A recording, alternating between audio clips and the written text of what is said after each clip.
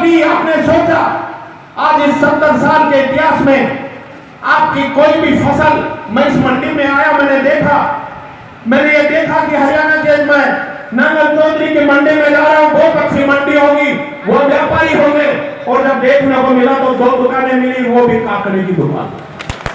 दुख इस बात का नहीं, दुख इस बात का है कि आप भी किसानों की आंखों में आंसू है और इन आंसू को कोई पूछने वाला नहीं। इस बात का सबसे ज्यादा दुख है। हमें सोचना होगा, उन राजनेताओं को भी सोचना होगा। जब तक इन किसानों का हम दुख नहीं पहुंच पाएंगे, यह पूरा इलाका जिसमें आपकी अभी सरकार ने कहा कि हम यहां से नहर से पानी लेंगे, आपने यहां देखने को मिला, और यहां देखने को मिला तो सिर्फ सूखा ही सूखा देखने को मिला। कि क्या ऐसी सरकार को राज करने की जो किसानों को पानी नहीं दे सके, जो किसानों के लिए नहर नहीं निकला सके, ऐसी सरकार को राज करने का कोई औचित्य नहीं है।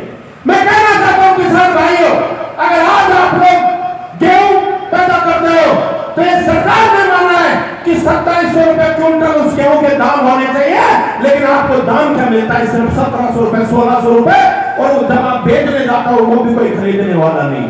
और राव सिंह जी, यहाँ तो ये स्थिति है कि पैदा की क्या बात करें ये किसान, यहाँ तो सिर्फ पानी पीने के लिए पानी नहीं, फिर ये पैदा की क्या बात करेंगे यहाँ किसान। आज आपको इस हरियाणा में मैं इतना जरूर कहना चाहूंगा मेरे किसान भाइयों, आपको सोचना होगा, आपको जानना होगा। आज राव सिंह जी आए हुए, उन्हें इस बात का विश्वास दिलाओ कि हम आपके साथ रहेंगे, लेकिन अगर आपकी बात दिल्ली की उस बड़ी महापंचायत में कोई नहीं उठाए तो ऐसे व्यक्ति को किसी सूरत में चुनकर मत भेजना जो किसान के हक की लड़ाई नहीं लड़े, ऐसे व्यक्ति को मत भेजना। मैं कहना चाहता हूं मेरे किसान भाइयों, जो किसान की आवाज नहीं उठाएगा, और सबसे पहले जब चुनाव आएंगे तो सिर्फ ये बात सुनने को मिलती है कि मैं किसान का बेटा हूं। अरे 60 साल में किसान के बेटे बनकर बहुत आए, लेकिन किसान की आंखों का आंसू पोंछने वाला कोई नहीं। अभी भाई राजेश बता रहा था कि अगर किसी बोरिंग के अंदर पानी नहीं और दूसरी बोरिंग लगा दी और वहां जब कनेक्शन देने की बात आए तो ये सरकार उसको कनेक्शन नहीं दे। मैं कहना चाहता हूं साथियों, आपके साथी कोटपुतली विधानसभा क्षेत्र का प्रतिनिधित्व मैंने भी एक बार किया, मुझे भी एक बार मौका मिला, आप लोगों ने, किसान भाइयों ने मुझे भी राजस्थान की विधानसभा में चुनकर भेजा। मैं जब वहां गया, जब मैं वापस यहाँ आया तो लोग कहते थे कि हमारे यहाँ डीपी नहीं, हम पानी के लिए कोई कनेक्शन नहीं। मैंने सम्माननीय मुख्यमंत्री से बात की तो उन्होंने कहा कि समय आने तो समय पर नहीं। मैंने एक ही बात कही थी कि कोटपुतली के किसान को किसी भी सूरत में प्यासा नहीं मारने दूंगा। अगर आपके पास कनेक्शन देने के लिए समय है तो मैं ये डीपी उठवाता हूँ, ये ले जाओ और वैसे जोड़ लो, क्योंकि ये किसान जब तक अपने आप में खुशहाल नहीं होगा, जब तक राजस्थान में इनकी कोई सुनने वाला नहीं होगा। हमारे राज्य में पता नहीं लोगों ने क्या क्या कहा, लेकिन आज कहना चाहता हूँ ये दुख इसलिए कि मैंने किसान के घर में जन्म लिया है, किसान के दुख दर्द को मैं समझता हूँ।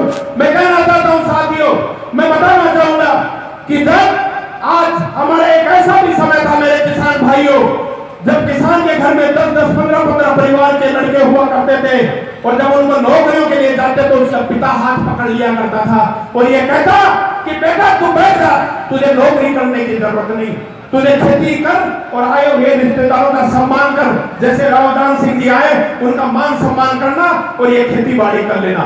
मैं आज पूछना चाहता हूँ किसान भाइयों, आज क्या स्थिति है?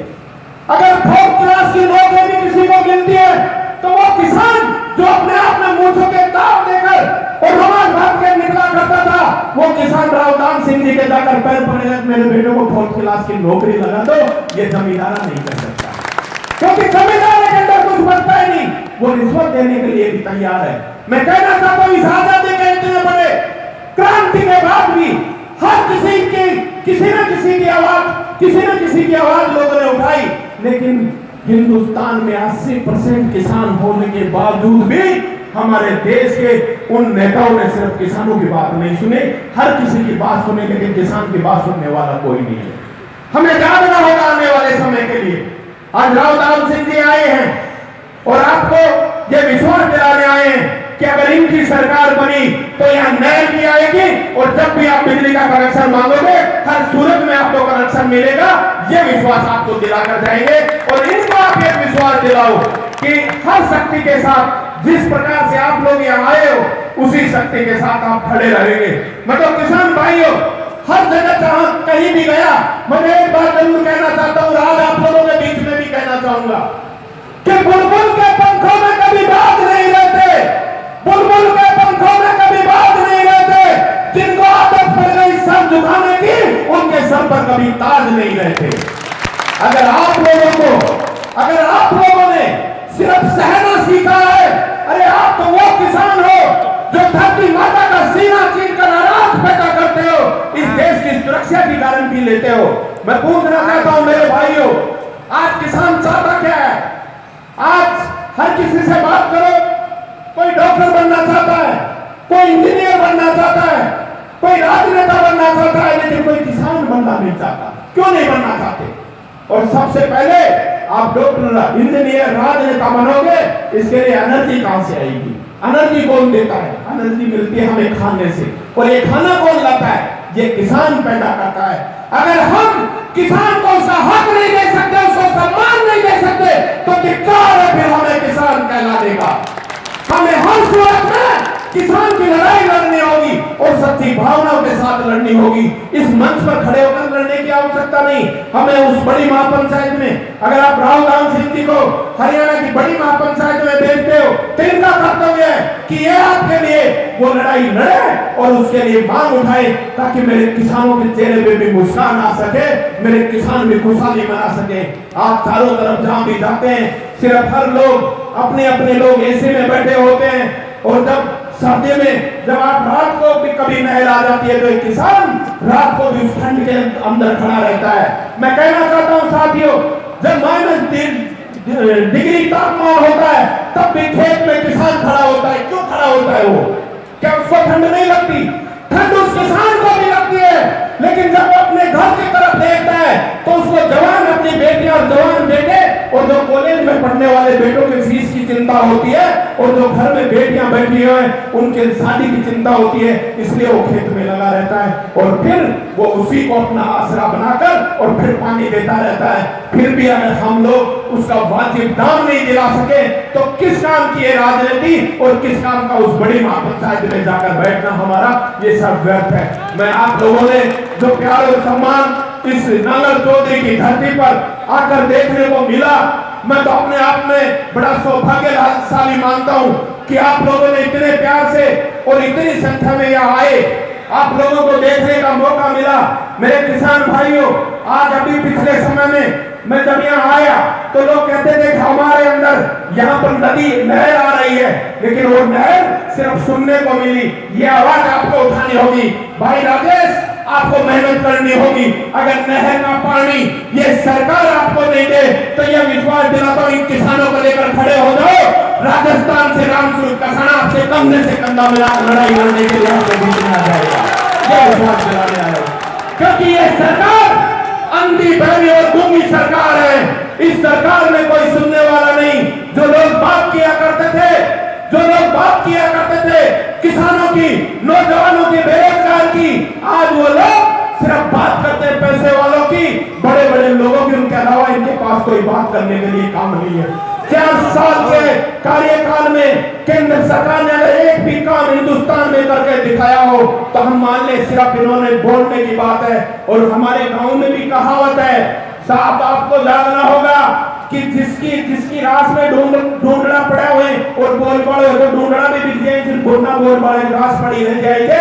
तो आप भी बोलने के लिए अपनी सरकार की बात रखो, वरना आपकी रास पड़ी रह जाएगी, फिर ढूंढना वाला चुकरान ले जाएंगे और फिर इन किसानों को दुख देना पड़ेगा। मेरे किसान भाइयों, आज इस जज्बे को अपने सीने में दबा लो, क्योंकि राजस्थान की जनता ने उस मोदी को एक कराया जवाब दिया, और जवाब नहीं, दोनों गालों पर 2 थप्पड़ मारे हैं कि अगर तूने झूठे वादे किए, तूने किसान नौजवान साथियों को तरफ नहीं देखा, तो आने वाले समय में आज तेरे सिर्फ 2 गाल पर थप्पड़ मार पड़े। आने वाले विधानसभा में और लोकसभा के अंदर तेरे 25 थप्पड़ पड़ेंगे और विधानसभा में 2 इन्हीं भावनाओं के साथ आप सबने जो बहुत प्यार से सुना उसके लिए बहुत बहुत धन्यवाद। युवा साथियों, आपका तहे दिल से शुक्रिया अदा। भाई राजेश में मैं इतना कहना चाहूंगा कि जज में अभी कभी घबराने की जरूरत नहीं, क्योंकि जब भी हम युवा राजनीति में आए तो कई लोगों ने हमारा मानस तोड़ने की कोशिश की है, लेकिन युवा वही होता है जो पहाड़ों से टकरा जाए सिर्फ इस जनता के लिए। ये जनता तेरी भगवान है और इस जनता को भगवान मानकर इसकी सेवा कर, फल ये अपने आप दे देंगे, किसी की उम्मीद की जरूरत नहीं। इन्हीं भावनाओं के साथ आप सबको मेरी ओर से बहुत बहुत धन्यवाद।